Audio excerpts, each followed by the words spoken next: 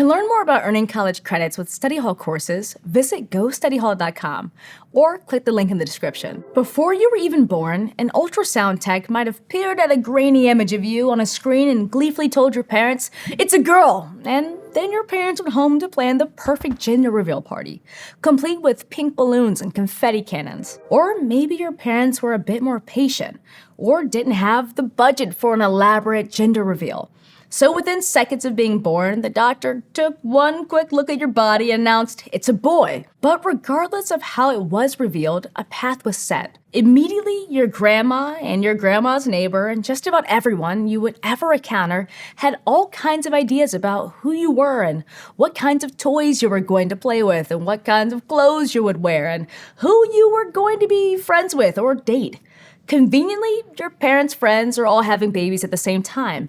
It's practically written in the stars. But more and more, people have started to realize that none of that stuff makes much sense, because a fuzzy ultrasound image shouldn't have that much to say about the entire trajectory of your life. Hi, I'm Deja Fitzgerald, and this is Study Hall, Intro to Psychology.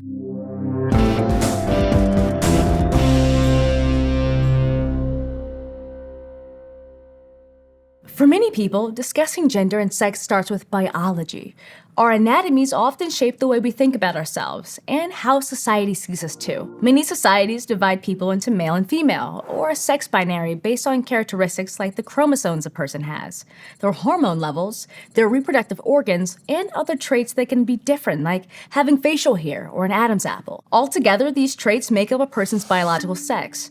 In the United States, doctors assign us a biological sex at birth, or in the ultrasound room, based on the sex characteristics we're born with. For example, if someone is born with a penis and testes, they're usually considered biologically male. Biologically female babies tend to be born with a vulva and a uterus. Historically, the sex binary created a way to classify animals, including humans. But as scientists discover more about sexual anatomy, we're learning that the sex binary doesn't always apply. So we're going to need some new confetti cannons. For example, scientists estimate that 1 to 2% of the population has sexual anatomy that doesn't fit neatly into the male or female categories.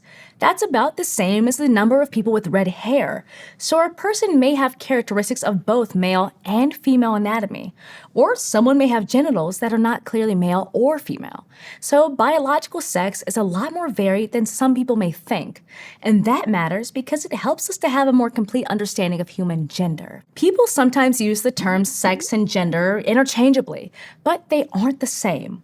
While sex deals with our biology, gender is about our society and the profits of the confetti cannon industry. For example, society often expects men and women to look and behave in certain ways, and to take on certain roles.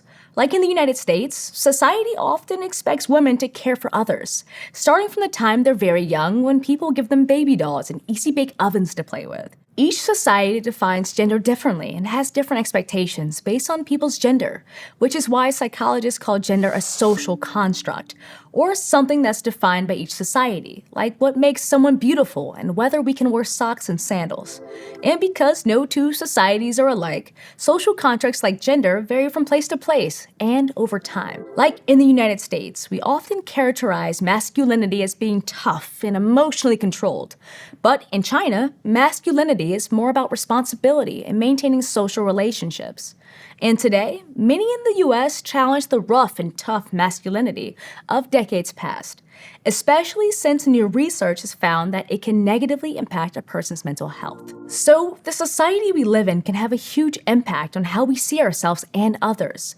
And if we don't feel like we fit in with society's expectations, it can be complicated to figure out where we do fit in. Because despite differences in gender expectations across cultures, gender is still often split into a gender binary.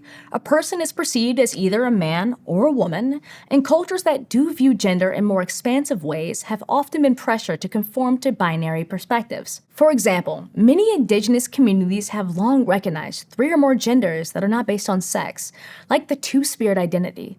But these perspectives have historically been minimized because Colonialism. So many societies base their definitions of gender on biological sex. Like in the United States, gender is usually assigned at birth along with sex. Female babies are usually considered girls and they get little pink hats, and male babies are considered boys with little blue hats. But if the gender binary is based on sex, and there aren't just two categories of biological sexes, then there have to be more than two gender categories, right? Exactly. Just like biological sex, gender isn't a this or that situation. We all experience gender differently because we're all unique people. And there are two key parts to understanding gender. The way we internally perceive our own gender forms our gender identity. And the way we outwardly show our gender identity is known as gender expression. One experience of gender identity is when a person identifies with the gender typically associated with their assigned sex. Like when someone assigned female also identifies as a woman. Psychologists refer to that as being cisgender, or cis for short. But not everyone experiences gender in this way. Transgender or trans people have gender identities that don't match up with the gender typically associated with their assigned sex. And the term trans can be used as an umbrella to encompass a variety of experiences, like people who identify as a gender that's not entirely male or female, or outside of the binary altogether. These gender identities may also be described as non-binary. Regardless of gender identity, people also choose to express themselves in a variety of ways. Like lots of people change their names to better match their identity. A cis man may choose to go by Mike instead of Michael, in the same way that a trans man may choose to go by Joe instead of Joanna. And on some days, Mike might feel most like himself with long hair and a beard, wearing athletic shorts and sneakers, while Joe feels most comfortable wearing a tie and neatly trimmed hair. Additionally, both cis and trans folks can feel extremely uncomfortable in their bodies. This is known as body dysmorphia, and it causes people to fixate on aspects of their appearance and feel ashamed of how they look. This can happen to anyone, and both cis and trans people go through procedures to change their appearance as a result. For instance, Mike might get hair transplant surgery so he can keep his hair thick and long, and Joe might take testosterone hormonal supplements to help build muscle and grow facial hair. And for both Mike and Joe, and all the rest of us, when we're at home with our gender, and when others see and accept us for who we are, we experience gender euphoria. So while gender might initially seem like it's a black and white or blue and pink subject, it's actually a complex rainbow. And the psychology of gender gives us terms for understanding our gender and the tools we need to embrace and express ourselves. Historically, a lot of psychological research on gender and sexuality has relied on binaries.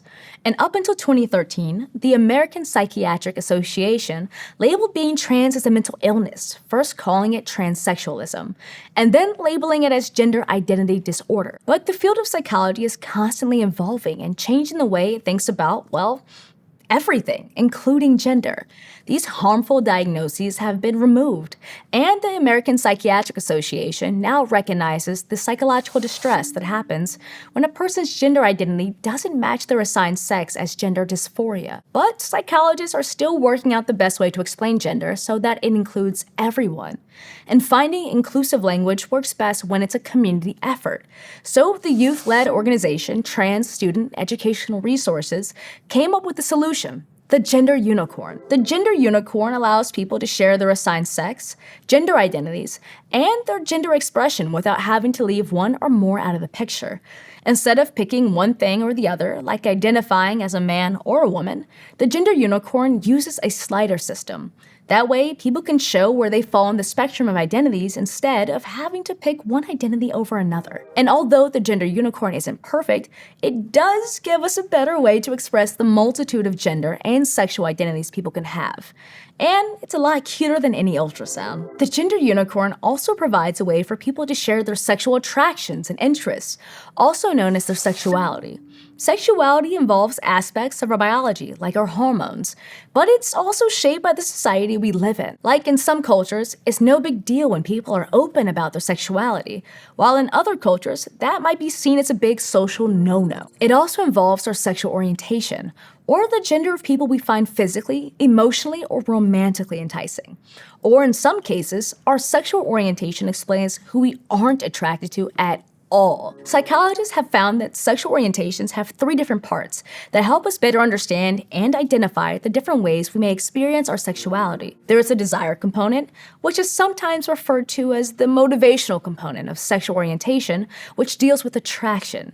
So it can help us understand the gender category we're attracted to. Like, we associate straight people with being attracted to people of a different gender, and we often think of gay people as desiring others who identify as their same gender. And if someone is bisexual, we think of someone who is attracted to people who identify as the same or a different gender from them. The second part of sexual orientation deals with how we identify or label our sexuality. Everyone has a sexual identity. For instance, many of the letters in the LGBTQ+ acronym refer to the labels we use to explain who we're attracted to. But there are many more sexual identities than one acronym can hold. People who identify under the asexual umbrella may not experience sexual attraction or may not be interested in sexual behavior, and pansexual refers to those who are attracted to other people regardless of their gender. The third part of sexual orientation deals with the sexual actions a person takes. These behavioral components include what people actually do, such as whether a person is sexually active, who they are engaging in sexual behavior with, and how many partners they have. Now, the 3 elements of sexual orientation don't always relate to each other. Like, you may be attracted to members of a certain gender, but that doesn't mean you have to or ever will act on it. Or you may know who and what you like, but feel like labels are limiting and don't quite accurately describe your identity or experience. Basically, whether we're talking about biological sex, gender, or sexuality, there aren't always neat, easy answers, and that's okay. As thoughtful people, it can be really helpful and important to ask questions that challenge the status quo, like, do we really need all those pink confetti cannons? That can be uncomfortable and overwhelming for a lot of people who grew up with a more simplified understanding of gender and sexuality. But when we push back against what we thought we knew about gender and sexuality, it lets us open new windows into understanding who we are and have more empathy for the people around us. More importantly, expanding our understanding of gender and sexuality gives us permission to be our true selves and live authentically as the unique individuals we are. And that person is far more interesting than whatever everyone was imagining when you were born. If you're enjoying Study Hall Intro to Psychology and are interested in taking an online course and earning college credit, visit gostudyhall.com or click on this button to learn more. Thanks for watching. See you next time.